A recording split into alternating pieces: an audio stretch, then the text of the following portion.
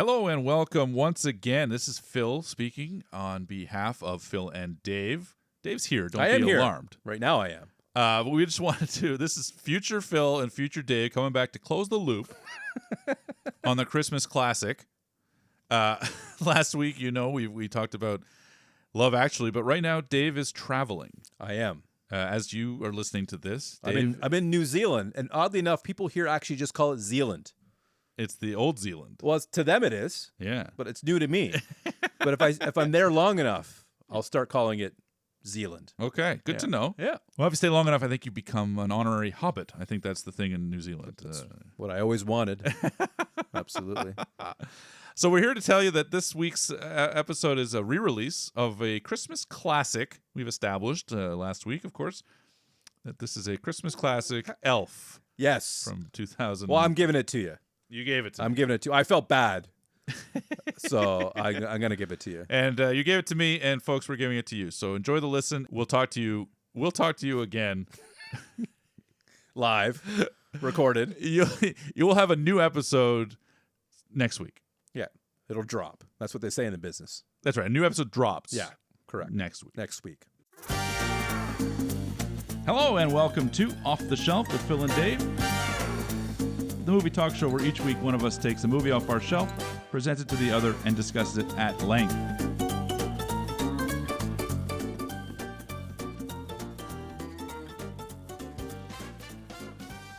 This week we've got coming off of my shelf, 2003's Elf, directed by Jon Favreau, written by David Berenbaum, starring Will Ferrell, Zooey Deschanel, James Caan, Mary Steenburgen, Ed Asner. Steenburgen?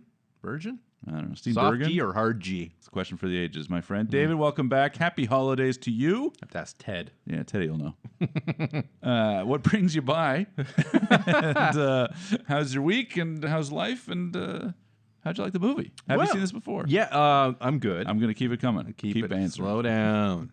Calm down. I have seen the movie. I've seen it a couple of times. Unlike my movies that you have never seen before, I have seen Elf. Wonderful. Yeah. Otherwise, Philip, 'tis the season indeed, so I don't need to ask you why you're bringing Elf off the shelf. 2003, eh? It's been 21 years since Elf came out. That's a long time. It doesn't feel as long. My ex was a big fan of this movie. Okay. It's one of the few DVDs she brought over when she moved in. That was the one. Still might have it actually kicking around if I look for it, actually. And everybody I talk to seems to like Elf, the movie. You clearly like it, Philip. Give me a brief history of your experience with Elf. Have you met an elf? I've not met an elf, no. I saw this movie in the theater, 2003, living in Vancouver. And loved it. Mm-hmm. And I was surprised by that because I don't really like Will Ferrell. You don't not like him, but he's not a go-to. Definitely not a go-to guy. In small doses, I was not a huge fan of him on SNL. On SNL, you did say that. That's where we do differ a little bit. Yeah. It was good on that. It's not my cast. Yeah. So no, that's fine. That's fair. That's fair. As a result, I liked it. I went to see it. I loved it. And I was a Favreau guy more so at that point. Swingers. Loved Swingers. Yes, you did. Loved Swingers. I didn't mind Maid, which came soon thereafter. Cowboys and Aliens. Loved it. That was a disaster that we all should, we lost a few years of our lives thanks to that one. But in his years since this movie, strangely, I have not much cared for him. I didn't ever see Zathura. I don't like anything to do with the Star Wars world that he's involved in. You don't. Don't like or have any interest in the mocap versions of Lion King and the Jungle Book. So just leave it alone. Just let it be. He has nothing to sort of offer me, generally speaking, in the years since. But this movie is a classic, and I think it's interesting. Now, David, classic? That's the question I was about to ask you. Would you put this in the pantheon of Christmas? Now you know the answer. I guess, of Christmas movies. Let's hear it. Let's hash it out. I can't think of many good Christmas movies in the recent history. Now, it could be a matter of I'm not exposing myself to them, possibly. You know me, algorithm. If Les P. Diddy comes out with a Christmas album, maybe, perhaps. I'm getting sick and tired of the jokes around Mariah Carey, Michael Bublé. Yeah, I know. They only come out at Christmas. Then they're sure. Christmas. Yeah, fine. I get ha, great ha, songs. ha. But I don't remember disliking this movie when it came out. Yeah, I like Will Ferrell. He's Sure. one of my guys, I would say, SNL. But Having rewatched it now, I definitely wouldn't put it in the classic category. Interesting. Didn't hit that level for me. Now, I don't go looking for Christmas movies, obviously, as much as you do. I bring the more conventional ones off, though, like Reindeer Games. Of course. Yes, yes. That's a classic in its own right. But we have a little bit of history, you and I, now with some Christmas movies being in our 4th season. Coming near the end of our 4th season, actually. We did It's a Wonderful Life. Yeah, that was last year. That, my friend, Classic. is classic. And Brilliant. When Christmas time comes, people reach for a Christmas Vacation, Christmas Story, Home Alone. Arguably. Elf is in that pantheon, and Love Actually is also there. That one gets thrown around a lot. That set feels like a worldwide movie. I think I've seen parts of it. It's got Hugh Grant, is that right? Yep. Okay, there it is. I think it's ultimately a little overrated over time, but when I first saw it, I loved it. Okay. Whether it's overrated or not, I think does fit into that pantheon of a classic Christmas movie. When you think about the ones we just named, right? You've got one from the 90s, Home Alone. Mm-hmm. Not much else, really, if I think about it. Scrooged? Scrooge is 80s. Ooh, Christmas Vacation is 89, I believe, as well. Okay. So there's a handful. Is there one with Affleck? Surviving Christmas. Yeah, that came out in 2003. Actually, maybe the same year as Elf. Strong year. Yeah. So anyway, the point is, I think this movie's great. I think that it's got a couple of flaws, things that I don't necessarily fully love. Takes a big man to admit. But I put it there. I personally, I've got a soft spot for the off-kilter ones, like a Fred Claus, which I think is better than most people would ever agree with, and Surviving Christmas certainly. This one I would put on my own personal totem lower maybe than even both of those. But everybody likes But Elf. globally, everybody kind of can appreciate this. And when I watch it, I'm reminded why. I will say this. Please. And I will never say it again. I liked Surviving Christmas better than Elf. Oh, man. There it is. Welcome aboard. Well, I don't Thank know. goodness. It was more of an insult to Elf than Doesn't a compliment matter. to I'll Surviving take Christmas. any positive praise of Surviving Christmas. At work the other day, someone was asking, I'm looking for offbeat Christmas movies. Do you have any suggestions? Oh, shit. And I said, absolutely, I do. I do. Surviving Sit down. Christmas and Fred Claus. She's like, I've never heard of them. I'm like, exactly. Yeah. Take them off the shelf. Poor You'll love them. saps. So I'm looking forward to finding out the reviews, as it were, as they watch. But I love sort of some of the aesthetic choices that it makes. Certain pieces of it, not perfect by any stretch. Not a masterpiece, though. I wouldn't put it in the masterpiece category, but this is in the global top 5, even if it's not necessarily in my personal. I can confidently say I think I'm probably in the minority. Yeah, Just but sure. In general, I am a redhead, so that's true. And blue eyes. That's like 0.4% of the population. So. yeah. But I liked about 0.4 of this movie. No, just kidding. I liked it more than that. But New Line Cinema, I like that. Love New Line. I mean, The house that Freddy built. Yes, that's what I was thinking. I knew you would. That's the Freddy Krueger in Nightmare on Elm Street is the reason why New Line really still even exists. Well, there you go, folks. Now, did it lose any zest watching it? When's the last time you watched it? Probably last year. Oh, okay. Yeah, it's a movie that's on. It's a staple for you. Now, when was the last time you saw it? Because you don't seem to have a very high opinion of it, generally speaking. So it's probably not part of your routine. And also, maybe I should ask, is there a Christmas movie regime? Because I wonder, when I look back on these last 4 years, I don't remember having a particularly strong opinion about any of the Christmas movies that we've talked about. Now, that may just be you, or I wonder, is there a Christmas spirit or a Christmas movie thing that was not part of your childhood or adulthood or current life, whatever? Home Alone is one. Like Home Alone, that's my fondest memory of a Christmas movie. Makes sense. Sure. And that's why I brought number 2. Yes, of course. I'll never live that one down. I did make a mistake. I recognize that.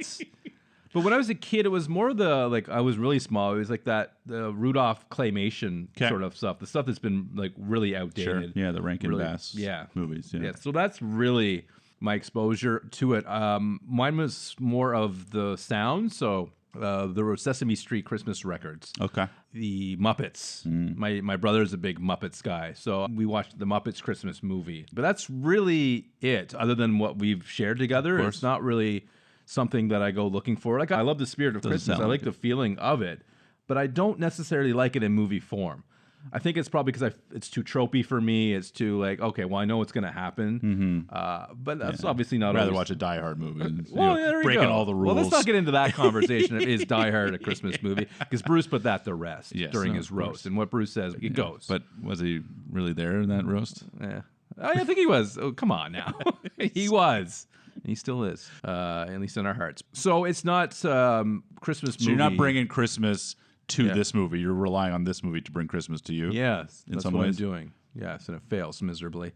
I think that's a relevant conversation piece because, as you know, and as anyone that's listened to previous years, I'm bringing Christmas into all of these movies. You're bringing it. If that's the case, and I'm not saying it is, but if this movie is insufficiently Christmas, I'm bringing enough in to carry the weight. You get your own cheer and spirit. Correct. Yeah, that dial's already... Exactly. So if you're coming in with a Scrooged heart or a Grinch heart I wouldn't go that far. that has no feeling left I'm a giver. in it, I give gifts. then would any movie thaw that or like get over that hump? And if you're not bringing Christmas to the table, then it's no wonder that you're maybe less than impressed by it in general. Bringing it, but I'm not taking it.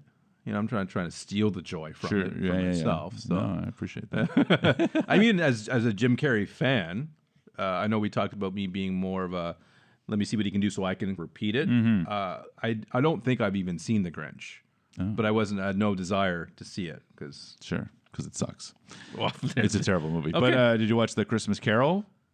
The Jim Carrey where he plays about 14 different, the Robert Zemeckis movie? No. Like again, I've seen old cartoons of Scrooge. That's where like the Ducks. I think they did one. Yeah, sure. Scrooge McDuck, Scrooge itself. Yeah, and I appreciate that. Of course, we all do. Yeah. Love Ducks. You're a Bob Newhart guy. I think I am. So talk to me a little bit about that because he's the host, he's the narrator, he's the guy bringing you in, and obviously in this case failing to do so. So talk to me about Newhart, your experiences, your relationship with him. He just recently passed away. He did, yeah. Hell of a run. What are your thoughts? He's been around a long time. Well, it's funny when I talk about those claymation and those Christmas stuff that I watched. Another thing I remember as a kid is watching the Newhart show. Yeah. He owned a hotel. The Inn, yeah. Yeah, the Inn. And he did a show before it. He was a psychiatrist. Mm-hmm. My dad reminded me how that ended up all being a dream. One of the best finales I loved. I loved it. Yeah. This is Larry, Daryl, my other brother Daryl. And at the time, as a kid, I'm like, okay, I guess this is fine. But it's not till later. He was at, I think, for Kelsey Grammer. Okay. And they were like, what's it like playing the same character? And that's the joke, right? Sure. But he has a very unique style of comedy. The stutter goes a long way. And I noticed myself, I did a home repair video. Okay. I was trying to fix the toilet. Check it out on YouTube, folks. Well, it will be up, actually, and I'll share it with you. It ends up being pretty funny. But I have that sort of stuttery sort of where I don't really know what I'm doing, but things are coming to me and I just speak in a slower way and it's a little bit stuttery. Yeah. And I think I like that. And I can see why it's funny, and that's probably why I do it. And that's what Bob Newhart, I think, does the best. Sure. I think it's natural, but it so defines him. It so defines him, right? And so I connect to the Newhart of it. Now, how it is in this movie, it's fine. I'd rather see Newhart in a different element than a little elf get up. Probably. I love it. I also really get a kick out of it. I think that voice is appropriate. I think the stutter helps. His delivery is just sort of a good narration for this movie. And I get a real big kick out of ultimately this setting up what elfhood is, talking about how there's basically 3 jobs. Yeah, cobblers, baking cookies, and the big dance, the big show, dance. right? I just love the confluence or amalgam of real life terminology. I love the choices to make the miniatures, taking the elf that we know and playing with it a little bit, and the choices made there, and then having him be our guide throughout. And also just a big kick out of working for Santa being like the dance, the big show, this and that. Like that's just a funny terminology. Yeah. And it just made me smile. So like right away, even when I saw it 20 years ago, I was like, okay, I'm in. And I liked the choices to make what is effectively a very practical movie. And in 2003, maybe it was less noteworthy, but certainly in the years since, I think it's very important that this is so practical. I think before you introduce this little segment of our show, did you say that it failed to get me in? Because I don't think it does, because of Newhart, I am in this. Okay. Yeah, I want to be clear. Right. I'm out a little bit later. He's the 0.4%. Yeah, exactly. He's in there. Yeah. Point Bob. And really, all of the North Pole stuff at the beginning, I really have no issues. I would even say qualms with it. Wow. Like choices you can think, oh, you do this, it's funny. The tree going up in flames, that's funny. But it's not a place you should be doing that. Of course. That's funny. Yeah. I like it. It's taking the logical approach to an illogical thing. Yeah. Which is really right up your alley. 100%. That's my alley. One of the things that I don't love, but it doesn't matter ultimately because it doesn't really take me out or anything like that. But I don't love the way in which Buddy gets to the North Pole itself. Yeah. I just don't care. Like, I just don't think it doesn't matter. You have to have it some way. And obviously this movie is very fanciful. So in the ways that we differ about certain things, in particular, these types of things where I am seemingly anyway, more willing to accept the thing rather than your persistent sort of pushing against whatever the thing is. Not always, of course, but when we differ, that seems to be a breaking point. And so something like this, it's like a little illogical and it's a little unnatural, but I don't care, right? Because it's like it's what gets us to the story, and the story doesn't happen if this kid doesn't happen, so who cares? My only question, too, is like he brings it back with toys. Like, why would there be leftover toys? You're bringing them there. Why are you bringing them back? Theoretically, the bag should be empty. Were they naughty on the way? It's Like, it really screwed up, last kid. minute. Yeah, that's a good point. Screwed up. Doesn't matter, but it's a good point nonetheless. And that's just the hook to get us into the North Pole. Okay, Buddy snuck in. Here we go. Buddy's got diapers on. We're celebrating the end of one Christmas, and what better way to celebrate the end of one season than starting right away, getting excited about the next. That's how I live my life, David. Yeah, I can see. Hey, it's January 1st. That means Christmas is only 300 and whatever days away. Let's do it. And Buddy does what babies do. They grow, It's true. you know? Yeah. Because we know, as an audience, he's not an elf. That's right. We saw the baby. We know. We know. Exactly. We're in the loop. For those who don't, Yeah. he's human. That's right. And that's interesting to know for later. Well, it certainly comes into play. Yes, he's a humanoid. He ends up being a bit of a helper on the sleigh, so he has a bit of a talent. Yeah, they're trying to find something, I guess, for him to do and grow up and so forth. Yeah. And Newhart, he talked about the engine. It's the Kringle 3000. I mean, that's just funny. It's just just those funny. little throwaway lines and his style, good amalgamation of the comedy I like to have. Also, that the sleigh runs on Christmas spirit. Christmas spirit has been waning. That's important. And the Kringle 3000 makes up the gap. So we establish a couple of things that are obviously going to happen later on that are going to affect the tale Yes. in a pretty humorous way. And we learn later, okay, he's not a productive elf. He's not really doing the thing. Now, I love the tactility. We've talked about it before. This could have been CGI. It could have been anything. But the choice to make a forced perspective, to utilize the camera tricks and tools. Oh, yes, in the classroom. Classroom and all the different elements of the production.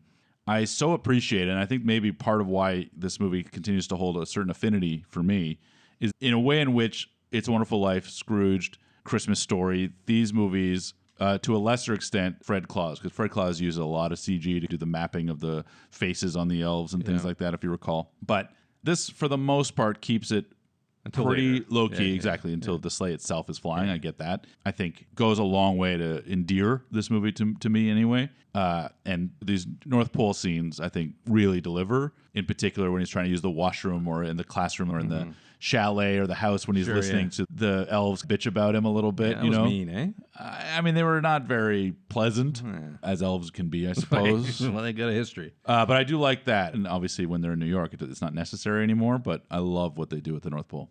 I thought it was done so well. You know how I knew? Just by watching it, I started to get a sore back. Because you can just imagine Will, who's 6'3", Yeah. Buddy, Yeah. living in those Hunched like, and yeah, that's gonna hurt. Like he's gonna have major back problems. Watching on the bed when he's stretched out over, he has to put 2 or 3 beds together to even house him. Yeah, and not just this. There's a lot of things in this movie that set him up to not be healthy. We'll touch on it later. Sure. It's coming up. It's not going to bode well, though, if it continues. Now, speaking about A Christmas Story, you probably didn't recognize this because it's been a while. Give me a chance. Did you recognize Peter Billingsley? Peter Billingsley. He plays Ralphie in A Christmas Story. He was the chief elf with the quotas and such. Okay. And he's a good friend of Vince Vaughn and there you go. John Favreau. And he, in fact, even a year ago, maybe 2, another Netflix, Apple, something, there was a movie called A Christmas Story Christmas, where effectively they brought back all of the cast of A Christmas Story, everyone that's living, with the exception of Melinda Dillon, who sadly died soon after. It's a reunion thing. It's 40 years later, so forth, and he's looking back, and he's a writer, and he has this idea at the end.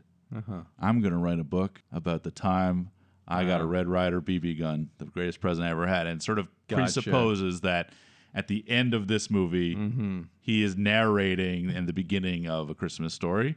I don't like that movie very much. I thought it was bland. That's too bad. But that little linkage, as cheap as it may have been, I got into it. So I'll come clean. You like linkage? Well, You're a big sausage guy. I hate that pandering, right? We've talked about 1,000 times. So 40 years later, you're just, this one's for everybody. This one, I was a little softer. It still needs to be good. But that's the thing. The movie itself isn't good, but it's probably good because of the Christmas I bring to the movie, not because of anything the movie did for me. Okay. I would have hated it then. Yes, for sure.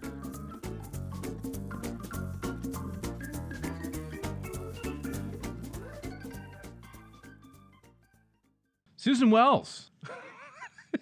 How do you feel about her? Well, she doesn't have a lot to work with in the movie. I don't know why you would reference her specifically. She's dead at the beginning of the movie and stays dead throughout. Yeah. There's a photo, though. Yes. Beautiful woman, I guess, is what breathtaking. Lovely lady. But we just get an idea of where Buddy's a little That's right. bit It's his mom. family history, yeah. And she was hooking up with old James Caan. JC. Not Jesus Christ, but James Caan, a very close second. Before we leave the North Pole, we have again, I think Buddy we should stay there, but Buddy is scrambling. He doesn't know what to do. He has no place in the world, as it were. I guess demoted. They basically demote him to Not the mailroom, but Jack in the Box. This was one of my favorite scenes. Now this is where the fact I like Will Ferrell's comedy as well. Yeah. Which makes this movie passable. Sure. Because I like his antics. And Yeah. I think This is the first real glimpse of it. Yeah. I love it. I'm watching him struggle and then be shocked and surprised. And then when he gets angry at the last one, just like slams it down. I was like, this is really perfect blending of funny with the right actor and doing the right action. This is a good crystallization of what Will Ferrell does really well. Yeah. Leon. Yes, the classic Leon. I Leon. love your introductions. Yeah. No relation to Susan Wells. No. But Leon knows some things. He's just a little cumulus nimbus up in the sky. He's great. It's not long after this, Buddy is going to leave, but he has a couple people he's talked to. He has Leon trying to give him some tips, as it were. And then he has a scene with Santa, Yeah. who also has some tips. Tips of his own, yeah. Very good. Hope you've kept some notes next time you're in New York. 30 Ray's Pizzas. The real one is on whatever street. 81st. It was 80. Shut up. West 81st Street.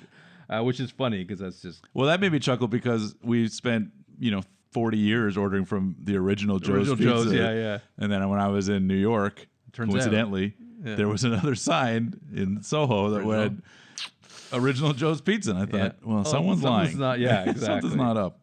He talks about peep shows, a little bit different as a kid, and Right. peekaboo. It's not looking for And ultimately, Santa reveals his dad is on the naughty list. Yep, there it is. Yeah. How do you feel about that? Do you ever think for 1 second your dad was on the naughty list? No, Dad's a good guy. he's a good fella. Yeah, good heart. I thought the same thing. I Yeah. don't think my dad would ever be on the naughty list. No, No, really. no. Okay. He's a sweet guy. Is he? Yeah. Oh. Not to me, but To the general public, he's a sweet guy. very To Santa. personable, very social. Yeah. Lovely guy. Good stuff. Now you mentioned at the beginning a couple of the characters, the claymation That's right, sort of yeah. it all. This is about his journey. Tell me how you felt about this. This is just a scene that I just think is fantastic, right? This movie does this stuff, particularly in these early scenes, exceptionally well, which is recognizing the Christmas movie motif and themes that have been around for, at this point, 40 years. Oh, at least. In our case now, 60 years. Yeah. There's something special about those early Rudolph, Frosty, even Grinch, those classic pumpkin, the Peanuts, Christmas, your Muppets, whatever. Like all of those, the Mickey, the Scrooge Peanuts, McDuck, yeah. all of those things are such a part of so many childhoods that using that as a backbone and a frame to bolster what's happening in the modern age, I think is really smart. And it shows an appreciation of what came before. And I think that goes a long way. So utilizing those tools and again, using in-camera tricks and claymation and slow motion and such, you get the benefit of having these odd characters saying goodbye to Buddy, him jumping on an iceberg effectively and just floating off. And that's clearly in a set, in a tank, whatever else. It doesn't look real at all, but it's like you were saying earlier, it's the unrealness that almost makes it better. and having his whole journey end, and he's on what started on a large iceberg. Yeah, that was fun. And he ends up just on this little one. I was like, that's just a small detail that's clever and smart. And we get Mr. Norwell, who's one of my favorite lines in the movie. Great. Bye, buddy. Hope you find your dad. It's so obnoxious, but it's really funny to me. I love it. It's like the thing that rings in my head when I think about this movie. Sometimes there's those lines. That's the one. I think about this movie. I think about that line. Bye, buddy. Don't know why. Just I love it. You don't like it, obviously. I think what I forget sometimes is maybe this movie wasn't made for me. It might be for kids, right? So this is how it is up in the North Pole. Then we go to the real New York. I don't like that. But as a kid, you don't care about those little things. So I think I have to remember that it's not always about me. My wife says that too. It's not always about me. This movie wants to grab a large audience. Most Christmas movies do. What's good for Love Actually is probably more for adults. Is that safe to say? I haven't seen it. So yeah, just a little nudity. Okay, well, there you go. Oh, I didn't know that. Yeah. Yeah. So I think that's something I sometimes forget about. I'll admit it. Forgot. So. Yeah, I think fundamentally, sometimes the way you watch a movie is broken. Possibly. Well, I mean, you and I are the same age, right? We so are. like there's Pretty obviously not broken, obviously that's a tease, but ultimately there is something different about what I'm bringing to the movies where we differ on these types of things. I'm wondering, right? Because maybe it is that where we'll get to the bottom of it eventually. That you're watching a movie as a 45-year-old, but I'm watching a movie as a 45-year-old too. So it can't exclusively be an age thing. Because this isn't like we're watching an early classic 1950s movie where we only watched it. I saw it as a 9-year-old. You saw it as a 40-year-old. Yeah. That's going to maybe react differently. Yeah. But this movie in particular is one of our lifetime. So I'm fascinated by the fact that this movie, more so than something like It's a Wonderful Life or even Christmas there's Carol. a lot of things. But that's what sells tickets, Philip, is the contrast between you and I. We definitely go in there with different... Absolutely. It's fascinating to me. That's all. It's not a criticism. It's what makes these conversations so interesting to me. What I think we can both agree on is our fondness for James Caan. Yeah, we love James Caan. He's great in Thief. I think he's in Godfather. He's in The Godfather. Big on that. Outside of that, I don't... He was in Rollerball, Buddy's Song. Okay. He was a guy for a while in the 70s. Was he in Contact? Did we just watch him in Contact? No. All right. Yeah, again, I haven't seen him much, but he's a recognizable face, has had a... Yeah, he hasn't had the career that, like, a lot of great movies under his belt, but once you're in The Godfather... And I think he worked with Favreau on Made, I think, before this, which is maybe one of the reasons how he got cast in this. He's not doing a ton in this movie, but I think he plays the gruff, frustrated older guy as much as when he breaks that, when he cracks that shell. I think it's meaningful because both his character and his sort of persona is that of a gruff dude. Even in The Godfather, he's a gruff guy, and that's made 30 years before this movie. So watching him soften a little bit throughout the movie plays to his strengths as an actor, I think. Yeah, I have issues around him generally in this movie. Okay, all right, we'll get to it. Yeah, we'll get to it. Unless you want to break it open. I think it's common like later in your career. I just don't feel like he really put it all into this performance. I think you get somebody who really wanted to do this role. I think he would have got more out of it. Okay, fascinating. It was a little wasted. Okay. Yeah. We'll crack it open. Right open. We'll crack it open. I mean, I don't think he's like an exceptional actor. I think he's really good in some of the movies that he's in, but I like him in this. I think that there's enough to hang on. Serviceable. That's right. Now, we're in New York. Yes. At this point, he's traveled through the gumdrop land and the candy canes and the whole thing. Yeah. Which you're okay with. Doing fine. Doing fine. Walks through the Lincoln Tunnel and he ends up in New York. Yeah. This is his first connection with a raccoon. Yeah. This is a pretty funny scene. They're feisty. They're very feisty. So that was a good choice of animal to go with because they look cute. Yes. But they are not. No. Like a koala bear. they are cute. Sorry. Like a koala bear. Yeah, like a koala bear. Very cute, but vicious. Oh, interesting. Yeah. They will claw you up and eat you for dead. Well, there you go. Luckily, his face wasn't too, mangled. I really enjoy the New York City montage, personally. I was a big fan. As you know, I love a montage. Right? History's proven. Check the tape. Check more the than archives. proven. But the idea that the guy's trying to flag the taxi and he just walks out. Hi. That's funny to me. The tickling and the shoe shine I thought was funny. Yeah, just showing his innocence, his naivety. That's right. And walking into the world's best coffee. Congratulations, you did it. It reminded me of your Colgate. That's right. They've done it. They've done it. The Maximum.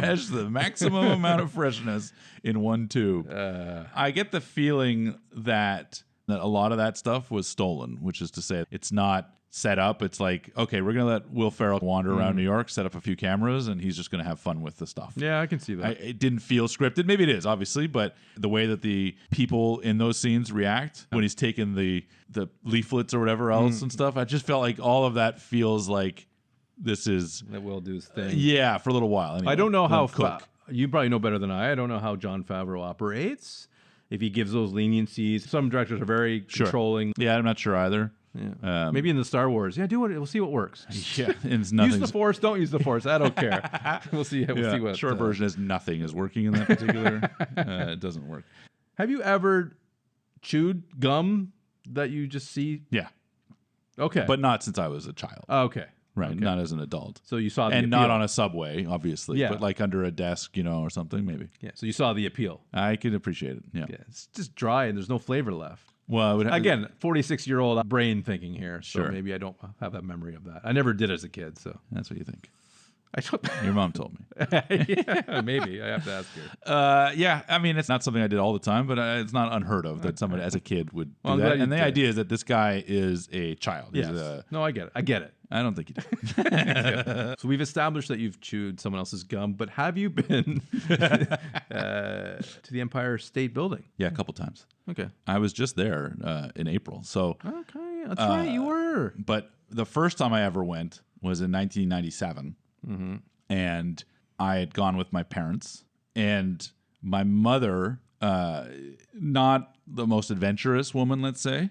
We get in this elevator and press the button, Just one. and it's, goes straight to the top. This elevator went so fast that my distinct memory is that we pressed the button, doors closed, and in a crowded elevator, because we're all tourists going up to see the lookout, she just clenches the side panels of the elevator, stares on the ground, and clenches her teeth like, oh my God. She was like the most unhappy I'd really ever seen her at that point. And scared and anxious and nervous Not about her this stick, elevator eh? trip. She did not enjoy that. Once we got out there, loved Fine? it. But Okay. the elevator itself, she was like, she Elevator was issues, eh? totally claustrophobic and paranoid. But anyway. Not alone. So that's my memory of the Empire State Building. The first time I was there, that's what happened. Now, what he does with the elevator, did you ever do this? No. My parents would never let me. No. I was very conscientious of that. Oh, yeah. I used to. I'm a people pleaser. I don't want to inconvenience anybody. Sure. That was something that we would do. Not necessarily when other people were in there, but to ourselves or like just as kids getting in there, we would play with the I think elevators it's for funny. sure.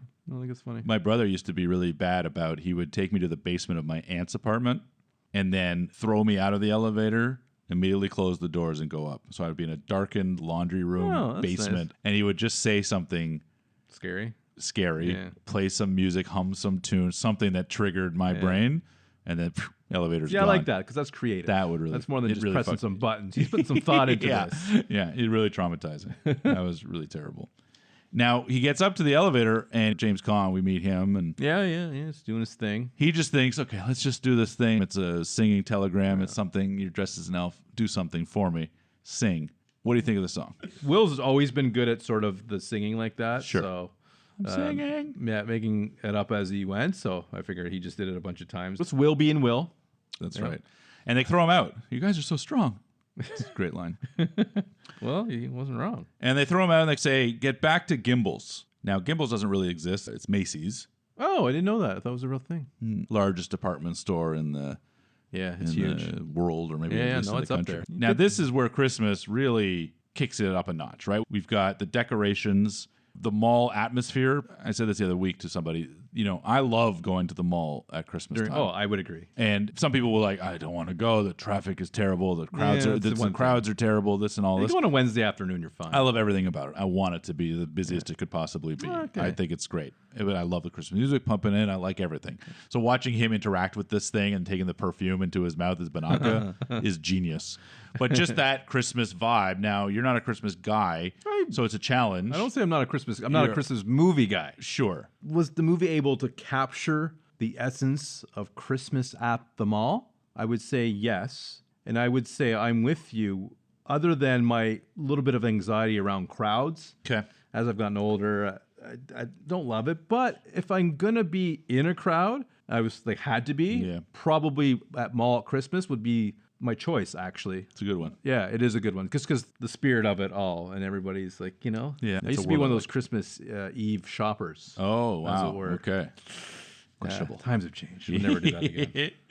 That's right. The idea that, you know, trying to sell Buddy that this is the North Pole that he's sort of familiar with is a funny conceit. And we meet Jovi. Yes. Questionable name, Interesting too. Yeah, I don't know. Never heard of it before. No, me neither. Yeah. But Zooey Deschanel is delightful. We already know you like her from Beautiful summer, woman. 500 Days of Summer. 500 Days is just delightful. But this movie, I think, is where I'm like, this is peak. Okay. What is it? What about her? I just love her hair, the way the hair is. Got it. Her eyes, obviously. Is it the outfit? The outfit goes a long way. Got it. I love Christmas. Yeah. Put those two worlds together. But I think she's great. I love her voice. I love when she's singing. Like, everything about her character is like right up my alley. I really dig her in this movie. Okay. I mean, 500 Days of Summer, it's a far more broad approach to love and relationships, highs and lows, so on.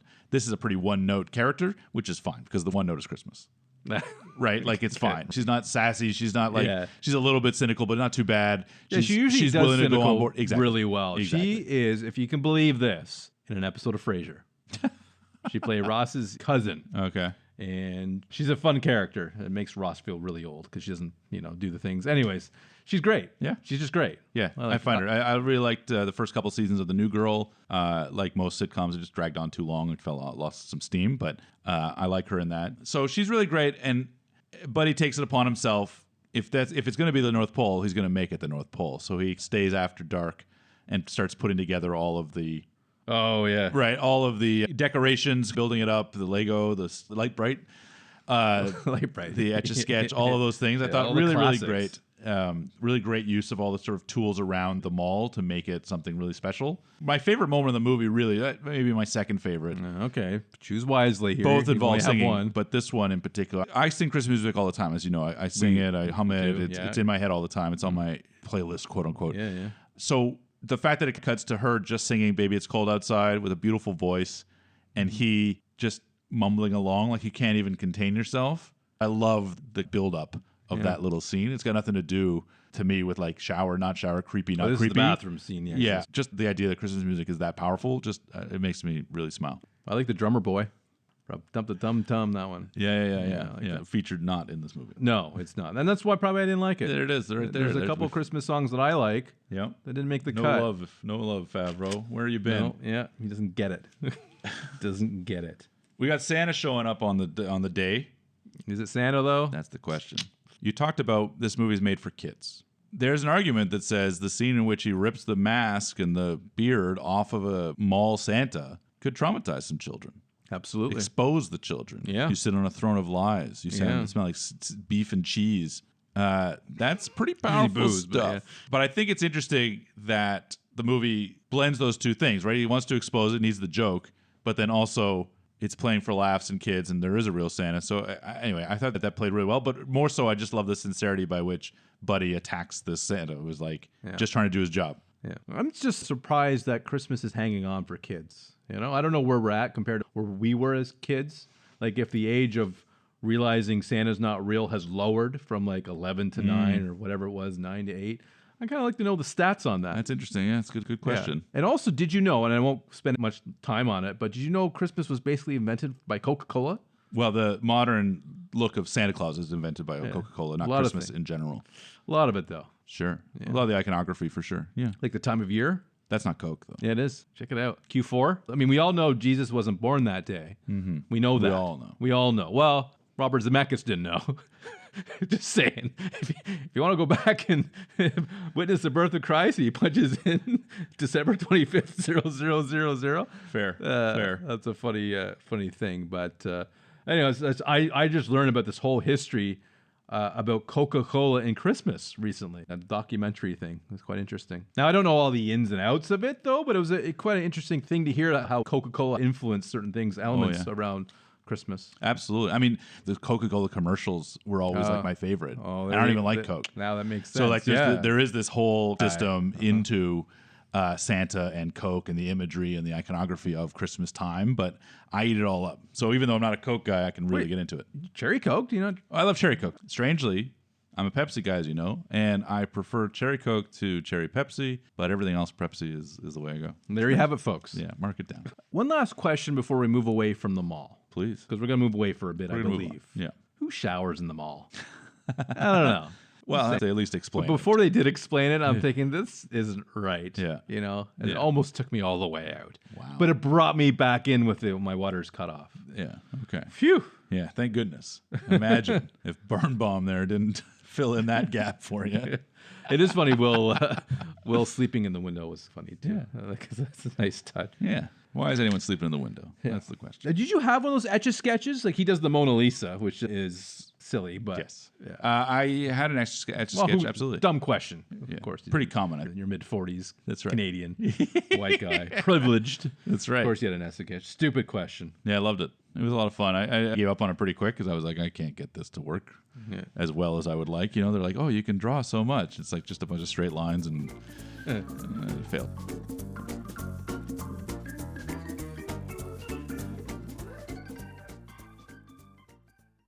Now, moving away from Artie Lang, he was the Santa, if you didn't notice, from Mad TV. All right, yes. With all this commotion at the mall, sends Buddy to jail for a bit. Yeah. Gets one phone call. Mm-hmm. Who is he going to call? Not the Ghostbusters. No. Time. Not this time. Be funny if James Caan was a Ghostbuster, but he definitely was not. Definitely not. But that's who he does call, his dad.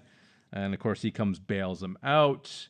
And he wants to know at this point, are you my son? Yeah, how much responsibility do I have to have here? Exactly. Yeah. And then we have an M. Night Shyamalan moment. Or Alfred Hitchcock, which is how he got did it. that too? Yeah. Where Jon Favreau shows up in his movie as the doctor. Yes. He's going to provide an instant Paternity DNA test. Yeah. test. You know, 2003. He and Maury Povich working side by side. I forgot you're a big fan of that show. I really get a kick out of the little short scene with the little girl.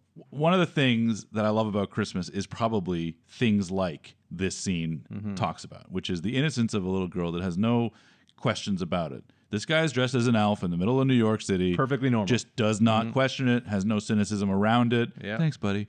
Just kindness. What do you want for Christmas? I want this. I know Santa. Okay. Just not questioning any of it. Yeah. That to me is the magic of Christmas in general, and it's encapsulated in this moment. And why I make fun of you for some of your logic leaps, but I'm like, this kid gets it. You know, like it isn't about what's up. It's just like, sure, whatever. And I like that. I'm with you. I think we need more of that magic. Yeah. More than once a year. It's really, and that's the big speech in Scrooge, right? You can make it happen. Just do it. Just do it. That's it. From Nike. That's actually, it. Yeah. So I really like that cute little scene. Favreau's funny enough playing the, Sure. I mean, he's better in Seinfeld as Eric the Clown. Of course. I think we can all agree. Absolutely. After he's confirmed that he's his son, he brings him home. He's like, hey, I got to do this now, right? You got to nip it in the bud. Yeah, figure it out. And they're going to have some spaghetti. And my favorite Mary Steenburgen moment in this movie is when he says, can you pass the maple syrup, please? And she just looks around. I didn't bring any. And he goes, I have some. But the idea that she's like caught for a second, like, oh, sure. No, what? What are you asking for? I thought that was really a funny moment. And obviously we established this kid. Buddy here has a complete affinity for sugars.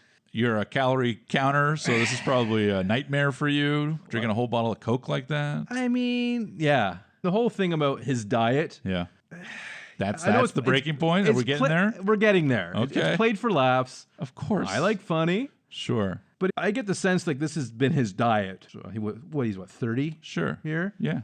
He would be about 80 pounds overweight and extremely diabetic with what his diet consists of. Sure. So, I don't know. It's too much. Okay. I don't mind the secret maple syrup sauce. That's funny. Sure. I like that. I like syrup. I'm Canadian. My grandpa was a syrup guy. I hate syrup. Oh, well, my grandpa. So you hate my grandpa, basically. Yeah. But it's more of the next morning with the cereal and like pouring it on there and just going to town. Like I get the sense he does this all the time, and then that's just too silly for me. Okay. It's not like clever humor. It's easy humor, and I'm not about it. Okay. No. Wow. There it is. We found the first breaking point of a few. Of a few. Sure. Yeah, this is where it starts to break. Not yet, but we're We're bending. I got you. We're bending. So we end up at this point now, then he's got to go to work. Buddy's got his whole day mapped out on the Etch-a-Sketch. He's got a whole plan of they're going to do all these things. And what I love is when he gets the sense that Khan is not into it, he just like quietly shakes his head, shakes the thing and puts it away. This quiet innocence of Buddy, it's perfectly matched with his performance. Yeah. Farrell could only be this. And there's these moments we talked about earlier in this one in particular where those two things are so, to me, connected that you're like, this is perfect casting, perfect writing, perfect performance. This is like everything you'd want in this scene. Part of why this movie is so, well regarded 20 years later, but also why he jumped to that movie star thing in these ways. I would argue it's what blinds people Okay. to think that this movie is better than it is. Okay. It's because they're eating up his performance. And I'm with it. I do, and incredibly funny. Yes. Like with Oh, the no, Etch-a-Sketch, never mind. that's great. Yeah. And I think his performance is good. I think he is the movie, and I think it relies too much on him for the movie. Interesting. And why it's, I think, a bit of a weak movie is James Conn, Jimmy. Yeah. I don't think I can call him. No, probably not. All him around the job, it's not like he's a bad guy, which he is. We have that moment earlier with the nun. Like, Yes, we're yes. taking back the books. Yeah. That's a Scrooge moment. Sure. But after that, he's just bad at his job. Like, he's just lazy. He's just leaving blank pictures and doesn't care. Yeah. He doesn't seem to realize that to keep your job, you have to be somewhat good at it. Yeah. And then he has a gentleman come in, which is a recognizable face, obviously his boss, Sure. shows him that he signed off on the blank page. James doesn't care. He's like, oh, well, whatever. Like, he's not upset. And it's just like, his character is so flat to me and bland. Like, okay, well, this is a whole other element that he could have tapped into to have a bigger payoff at the end, to see him sort of swing to become a bit of a better guy. Sure. And I just think it's a bit of a missed opportunity.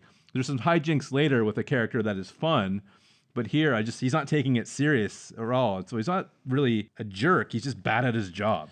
Yeah, that's an interesting point. I mean, I agree with you, certainly. And there is an argument that says, like, nothing that happens afterwards happens if he is better at his job. Mm-hmm. And he spends a lot of time working on his job at home and stuff, but he's causing it on himself on some level. Mm-hmm. So there is a certain amount of maybe he's fed up and like miserable and just broken down. But I agree, it doesn't really convey in the movie. Yeah, like if he hates his job, That's right. The misery wasn't there. It's not something like Scrooge, right? Yeah. Where someone is miserable, hates his life, hates his world, or thinks he does or doesn't, whatever, and then grows into a better person. He's not really starting out as a bad person. He's just a bad worker, dad. That character didn't have enough commitment, and Mrs. Danson. What I find odd about that one, because they do have a son together. Yep. And she tells him that you're not really there for your son, and no wonder he is annoyed. But she said it in a way that, like, it's not even her son. This is bad for your kid. Yeah. Just so you know, your son is this way because of you. Just letting you know. Yeah. That should steam you. Sure. You're affecting our kid that we're having together. Just the family dynamic just wasn't there with those three. It just really felt out of place that she was okay with her son having mental health issues. Sure. Later. Yeah. I don't know. Yeah. No, It's not a big part of the movie. No, but I mean, it's certainly stood up for me. a reasonable argument. Again, I love her. Back to the Future 3. I watched it a million absolutely. times. Yeah. So there you go. Yeah, I mean, I agree with that assessment overall. The family relationship it's obviously not front and center in the movie. It's obviously just, it's a thing. But it's not unreasonable that you have that sort of feeling, because I agree, it is not. I'm just saying I'm starting to fall off into the Clayton Ravine. Oh, shit. There you go. Just Poor gal. Sneak that in there. Yeah, there it is. Speaking of the family dynamics, that relationship with the son and the parents is a little bit frayed and weird. But we haven't really seen Buddy and he connect, right? They're now brothers, effectively. Yeah, and he's acting like someone maybe his age, too. Yeah, that's true, right? They've got... You think they might connect, but... I think of Affleck and Surviving Christmas. It's your brother.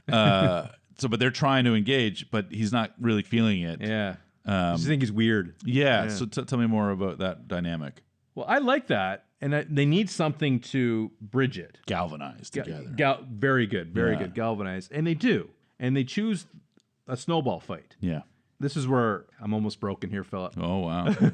If you count the number of snowballs coming at them, that's obviously beyond human. That's completely unrealistic. The number, if you count it per second, how many snowballs are getting thrown at them is completely unrealistic. They've got 40 kids out there. There's like 10.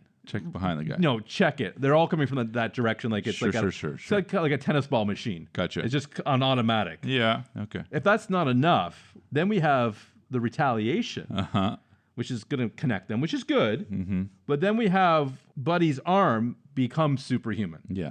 So you got me here in New York. He's human. We're all human. And now he's doing something that's not human. We have this North Pole stuff, all fine and dandy. That's a world built up there. But him himself has been human from second one, from birth. Sure. Mistaken as an elf.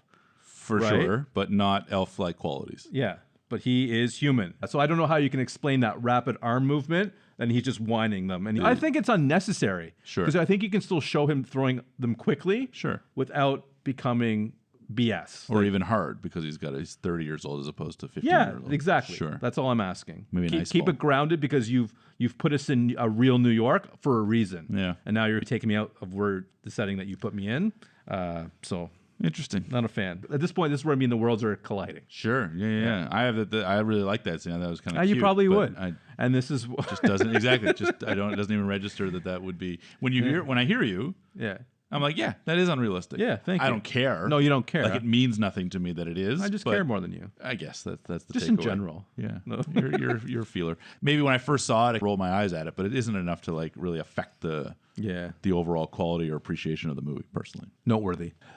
But they do bond as a result, and we get them. Another scene I really like, another great Christmas song. That's what Christmas means to me. Is Stevie Wonder as they're walking through Gimbels, and they're bonding now. And he asks Buddy, "You like her?" and tries to convince her basically to go on a date.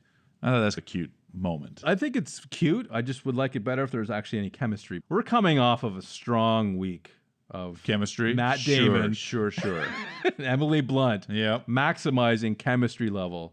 And I think it's forced. Okay. Like that. It just has to be there because You need a that's love what you do. interest. It's Absolutely. like the conversation we've had in like A Few Good Men and So Many about, okay, well, you don't these two have to together. put the two together, right? Yeah. But they felt they needed to. Sure. And they I did. get that. And I mean, I think it works personally, but it is definitely just another trope of put these two together, but I think it works. Buddy goes to the office because Con is struggling for things to do with this guy. Yeah. I love how he sells the mailroom, though. Yeah, sure. But I like even just walking in. They both are dressed the same, and Buddy's just following him. Hello, Susan.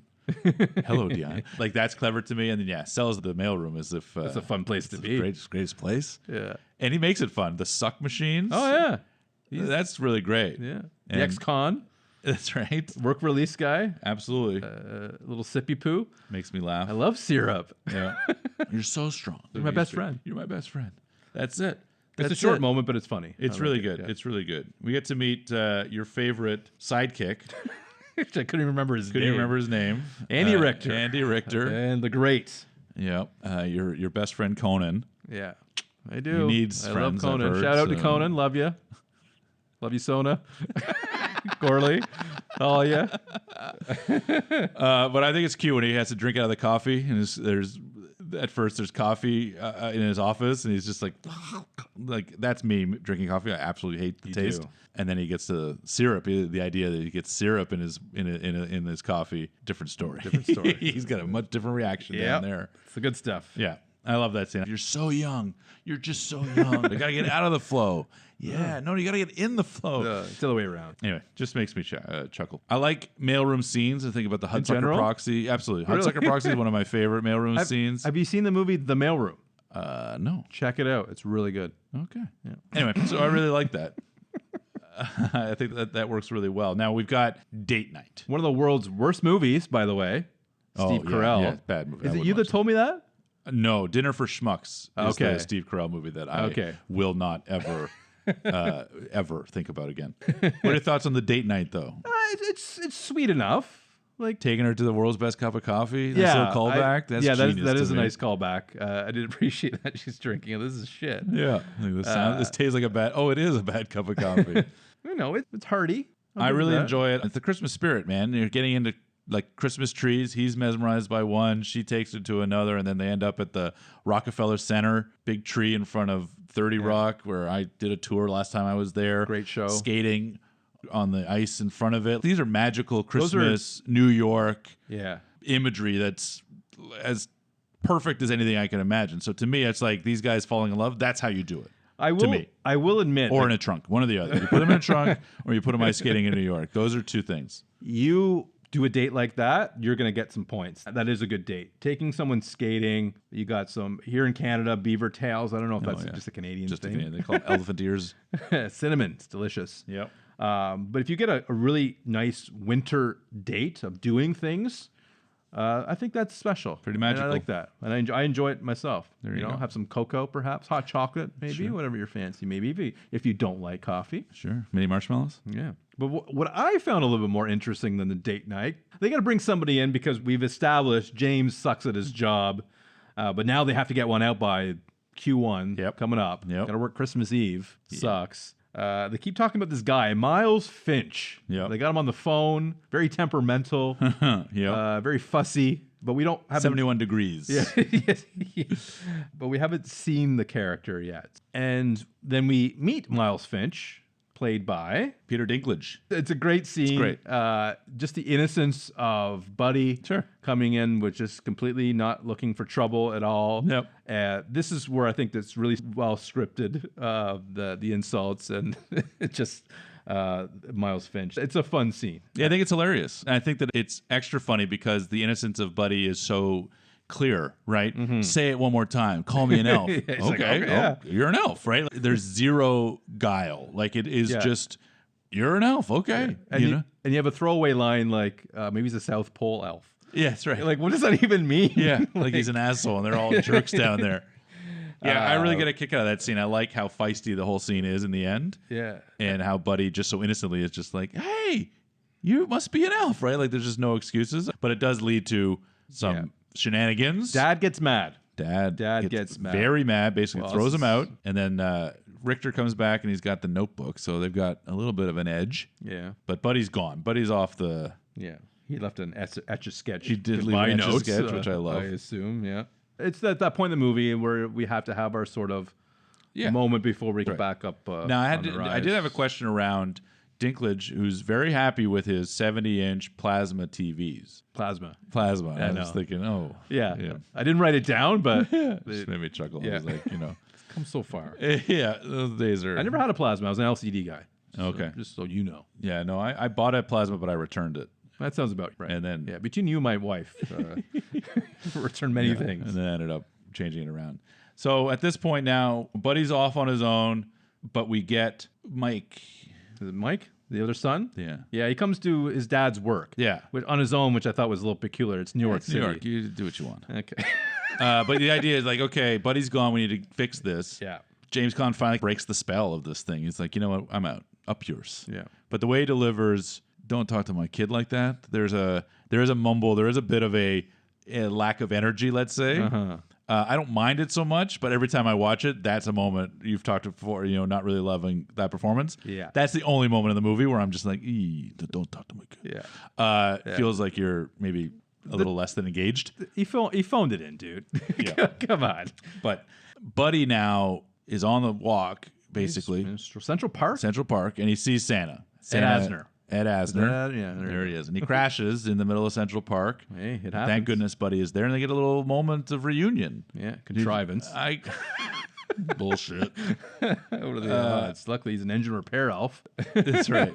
I love it. I think this is great. I think that the idea that there's no Christmas spirit anymore, frankly, just makes me sad. We talked before, like, when is the age? Is it lowering now that information is around? Yeah. I think there's two different things. It's believing in Santa as a kid is one thing, but the overall spirit of it is completely something else. I mean, I know the score was Santa, but I love Christmas spirit, right? So just there's so much, so many great things about it. Yeah. But we get a nice moment here where Buddy and Walter, you're my son, I love you. Like, that's a moment where, again, he may be a bad guy and he's so taciturn in the movie, but this is a moment where he does get to say it. The hug is a little awkward, but I feel some melting. I actually enjoy that moment between the two. Santa crashes. We have a news person show up. And this is where the last sort of 20 minutes of the movie, we're starting to wrap things up. Christmas spirit is low. Okay, well, we know that. Christmas movies are going to have to end in a certain way. There's pieces that are getting put together. But the Central Park Rangers. That's right. I do like Santa's delivery of that to make him sound really evil. Totally. Yeah. Even the shots in like the dark and like I thought this is like almost scary. Yeah, Not like frightening, Sleepy but Hollow. really creepy. The close-ups on the badges and like the masks down and like it's pretty intense. Ed Asner's delivery. This is what I want. Yeah. This is what we need. He doesn't phone it in. He's there. He's bringing definitely there for sure. Definitely there. So those are things that I really get excited about. Excited enough to make your sleigh rise. Yes, basically. It's a little creepy is all, but absolutely. I like that Michael grabs the book, and Michael with that cracks it open and starts to rhyme off people and what they want for Christmas and like the excited part and so forth. And as he does, it resonates. Oh, that's me. That's me. That's me. Of course. How convenient. They're watching TV. Those kids watching Everybody's the news. watching TV. Kids aren't watching the news. When you're with a family, you are. They're watching cartoons. So we've got the book. Mike's out there, and he's rhyming off people's names to try and basically remind them that Santa does exist, or convince them, as it were, without being too descriptive. Lucy wants this, Jim wants that, whatever else. And then the sparks start to fly. You can see that the sleigh is getting a little bit more spirit. It's getting a little more energy. That's how it used to run. Didn't need the old Kringle 3000 before. He's still working on the Kringle, right? Trying to make that work. I like that they get off the ground and immediately falls off. Like it doesn't matter. So the stakes get increased. But it's still under warranty. So yeah, exactly. We'll fix it. 50,000 kilometers, I think you're okay. Yeah. But I love it. I love that what's happening is that they recognize that things are falling apart. They're in the middle of Central Park. They're scrambling with what to do. They've gotten a little uptick with the gift naming. Got to keep it up. But you got to keep it up. Got to keep it up. What's the best way to keep it up? Buddy says earlier, the best way to spread Music, Christmas songs, cheer singing is sing loud for all to hear. Oh, God. Jovi gets up. This is my favorite scene in the whole movie. Of course she does. I'm I'll crying. let you have it. I'm crying in this movie every time I watch it. Really? Watching her get up and sing, Steenburgen get up and sing, the people in the different aspects of the movie we've seen, Gimbals, the bar, all singing, Khan singing, or at least pretending to sing. He tries, I and guess, then the last moment when he does it, it's the most heart-rendering moment in the movie for me. It's such a galvanization, a crystallization of the power of Christmas, the power of Christmas music, the power of people, the power of strangers, the power of forgetting about petty problems, the power of anti-cynicism. All of those things are presented in this 4 minutes. And it's a great song. In fact, I hope to hear it when I see Springsteen. He does a great version of Santa Claus is Coming to Town. Oh, yeah. It's just a phenomenal moment in a movie that, again, as a person that likes it and has been engaged in it the whole time, it puts it all into a beautiful package. And even the things that I didn't much care for along the way, because this movie isn't perfect by any stretch, this moment is something that just I love instinctively. It's so good to me. Hated it. There you go. That's funny. I'm envious of that, Philip. I truly am, because by this point I was out. I did not get any of that. What I wrote down is I felt the soundtrack was wasted, because I did like the soundtrack, not the song, but the score. The score, yes. The score. Yeah. Good movie. That's right. Yeah. And it was good from minute one. It's a great score. And just felt like, that's a really good score, but I wish I'm not in it. So I'm like, it's too bad that I wasn't able to. I'm focusing really on the too silly bad. stuff, like that book's too small to fit all the people. And the singing, I'm like, oh God, of course they're gonna do this. I just thought it was cheesy. I'm like, oh, it was too contrived. For me, if you're not in it, like either it hits or it doesn't. I mean, yes, yeah. If they're, had they been in a trunk, maybe, I don't know. But unfortunately, if a jet fighter came and dropped a bomb on them, maybe, and they ran away from the asteroid or something. That might do it. I guess I'm all realistic stuff like that. Exactly. But just the way the kid shows up. Oh, look, the kid, and then the mom shows up. Like there's this big crowd. Yeah, it's Central Park. It's Santa Claus is on the news. You don't think you're going to get a piece of that action? You see how much rubbernecking goes on? I get that, but how the kid and mom were just easily accessible. That's just too easy. Sure. Your time guy should have taken an hour and a half. And Jovi just showed the way they just each of them show up. Sure. Without having to fight a crowd. Mm-hmm.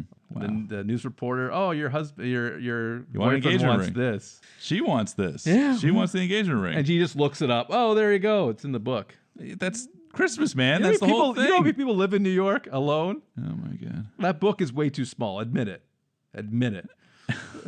It's a magic Santa's book. doing the whole world. It's a magic book. A little book. Yeah, it is a magic book. Magic book. That's it. Anyways, but there it is. So they end up back in the North Pole. Yeah. Back where you're to Bob. comfortable. Yeah.